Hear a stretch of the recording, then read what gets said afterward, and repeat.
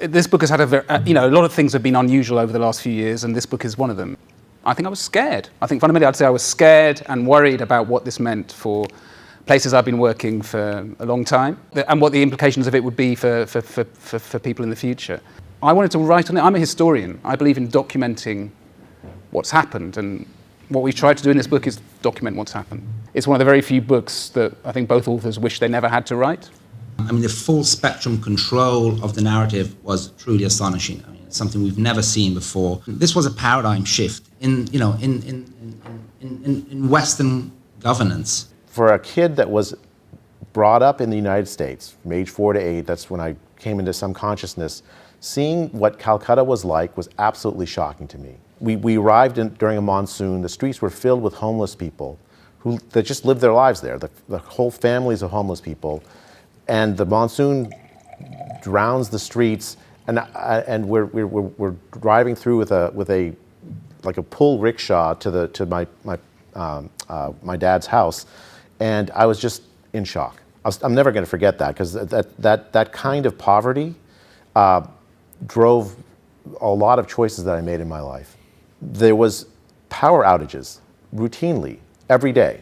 8 to 10 hours a day of power outages. It's not like where you could predict it. It would just turn off. And so for hospitals, what that meant is that you couldn't have a surgery without turning on the generator, because what if the power goes off during the surgery? You can't store blood. So before every single surgery, there would be a blood drive of friends and family giving blood that may or may not be used during the surgery. When the lockdowns happened, my first thoughts were back to those experiences. So some of my very first thoughts were back to those experiences. The lockdowns I knew were going to exacerbate the problems for the world's most poor. As Western government after Western government, including my government in California, adopted these lockdowns, I saw none of that discussion about what was going to happen to the world's poor involved at all in any of our deliberations. Overnight, there were projections of the economic harms of the lockdowns, sending 100 million people into dire poverty, $2 a day or less of income. Despite this fact, Western governments clothe themselves in this morality of we're doing good, we're doing the right thing by locking down. The schools are closed down, the places where their kids might have gotten a meal, they can't send their kids to school. There's no Zoom school, there's just no school. And so then millions and millions of poor children around the world, and I might have been one of them if my parents hadn't moved to the United States, have no education. We basically robbed a generation of poor children of a basic human right. If you read this book, if it doesn't shock your conscience, I don't know what would. And the idea that we did this in the name of infection control, in the name of public health, the field that I entered, is just, I don't know how to come to terms with that. I think, so anyways, I congratulate the authors on this book. It is an amazing catalog of what happened, and also, I think, a deep explanation for why Western governments acted the way we did. This kind of notion that, doctors and nurses are heroes and gods, and now, we come to this point where, that means it's a vocation, so we don't have to pay them more, right? So those kinds of things, I think, really matter to the stories that we tell about health, that we also sort of sideline and say, well, that's not really what health and its care is all about. That's not what, viruses are about. That's not what public health is about. Public health is about these other things. It's about altruism. And, if the government says you need to lock down because it's going to protect your health, there isn't any way to critique that because, you have to take it as an article of faith. I'm an internationalist, like you, Shanetra, and what's become clear is that, the left that I always belonged to is no longer internationalist, or else it wouldn't have taken the decisions and formed the allegiances that it did. Because anybody who knows anything about poor countries couldn't have supported these policies. At some level, I wonder if it's a distraction in some way, because what we know and what we wrote about in the book very clearly is that inequality increased enormously, and inequality leads to worse health outcomes in every sense. And the concentration of capital is a response which I don't think it has to be seen as inevitable, but once it's taken place, which it has, the rules of the game change. I think that's what we fundamentally have seen, is that concentration of capital in that year from March 2020 to March 2021 has changed the rules of the game. And we still have to work out what they are. Profit making and profiteering by companies that have grown, have outgrown nation states, that have accrued a level of power that has never existed before in human history. That's a fact, and the ability of these private interests to influence politics, that's also a fact. And in fact, it's something that we've known for a very long time. I mean, what we've undergone over the past 10, 15 years as a result of the evolution of the internet and social media is it's an anthropological shift. Suddenly we are immersed almost 24/7 in information, in this information flow. We swim in this information flow. It was a clear plan to concentrate wealth and power into the hands of fewer and fewer people. It was it's been long theorized the need to take power away from nation states, from governments, and transfer that power to supranational globalist organizations, where they would be beyond accountability, beyond any form of democratic control. This has all been theorized, but it's been a decades-long project. Academic economists failed. Public health, we're bound by ethical standards, every single one of which was violated during the pandemic. Public health failed. Courts failed, right?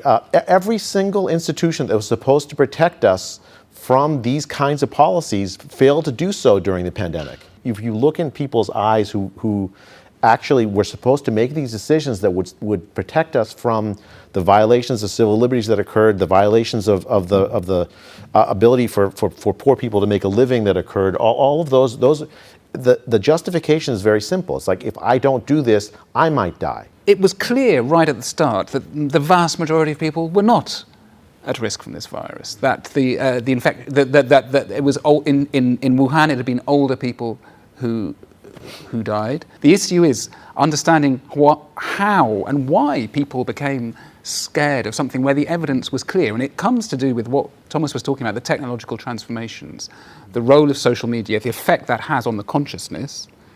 I think my response to this, talking personally, was shaped by the fact that I had never done social media of any form prior to the COVID pandemic. I had never done social media of any form. I didn't even have a smartphone.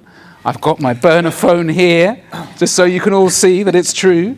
So I wasn't infected by this wall of stuff coming, which of course people got on their Facebook page and got on their Twitter feed. And when it happened, therefore, I had a different perspective. And so what that tells us is how the consciousness has changed. And that comes back to the point that Sinead was making about the contradictions. The contradictions were between reality as we know it and its simulacrum developing in the virtual space. Those are ethical and moral questions, because what happened was that people's ethics became transformed. The Pope, who says that abortion should happen under no circumstances whatever, said that it was a moral obligation to have the COVID vaccine, which is developed on fetal cell lines. You're mobilizing the population against an enemy, against an invisible enemy in the form of the virus, but also against an enemy within, which are the traitors like Jay and Sunetra. Basic civil rights that normally would have been protected even in the midst of deep inequality completely failed. At least as a shorter term project, I think that is worth addressing. Like, how do you bring those back? How do you get our basic civil liberties back that would have at least allowed, Toby, if you were on social media, not to be blacklisted, or if for me not to be blacklisted, right? The fact that we are in a society that can blacklist a voice that says, look, there's a gradient in risk, focus protection of vulnerable people. Is that really a radical? I never thought of that as a radical idea, but I guess it was. Let's bring back the basic protections of civil liberties that normally would have at least allowed some counterpunch without facing such a huge backlash when you stuck your neck out. Of course, if you're living in poor countries, you try and spend most of your time outside because the conditions inside aren't very good in slums in that context. So locking people inside is going to be counterproductive. So it's quite extraordinary that these policies were rolled out. And now, in terms of why did African governments, for example, roll them out? I mean, I always use the analogy, let's think of a counterfactual. Let's imagine the whole world says, yes, this is our policy. can we really imagine a circumstance in which African governments say, well, actually, well, you may think that's good for you, but we're not going to do that. The whole way in which the global international system works, the political system works, the dependence which African governments have on international aid, international diplomacy, means that's a completely impossible thing to imagine. So it cannot simply be said, these are democratic countries, they took their choice. That's simply not how modern global geopolitics works. A lot of governments in the global south depend for a lot of their health funding, primary health funding, on WHO funding. And so not following WHO advice, which in the February 25th, 2020 report was suggested should be rolled out in all countries where new cases of COVID were found, would have led to serious repercussions in terms of access to health funding. Right, the people that have done the inquiries so far have all been the people that made the decision, the disastrous decisions, and they give themselves awards. There's going to be inquiries, and there's going to be independent inquiries, if not institutional ones. The only question is, will the institutions reform themselves, or will the leadership have to change before that happens? The truth has a way of finding its way through, I believe. I very, very firmly believe that. And this truth is too impossible to suppress. Where that will come out, will it be some Republican Congress doing an investigation? My God, that might be the way that it comes out. Like, who knows, right? But it will come out.